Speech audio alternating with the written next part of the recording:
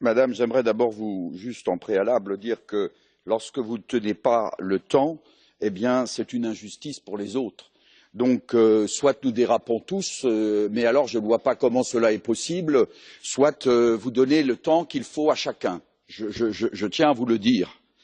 Bon, en ce qui concerne cette question des minerais de conflit, je crois que s'il y a minerais de conflit, c'est qu'il y a conflit. Je dirais même il y a conflit parce qu'il y a des minerais. Autrement dit, nous sommes dans des jeux géopolitiques et des jeux de puissance. Je rappelle que l'opération Rébellion en RDC dans les années 95, et j'y étais, a été manipulée, complètement menée par les États-Unis, et que tout ceci a été fait effectivement pour avoir la main sur ces minerais. Donc il faut situer toujours cette affaire dans son contexte géopolitique de la guerre pour prendre le contrôle des minerais. Alors certes, il faut de l'autocertification, certes, nous devons avoir plus de transparence, mais ma collègue Arena, et là je suis d'accord avec elle, a bien montré les limites de ce schéma industriel et comment il peut être perverti. Prenez la RDC.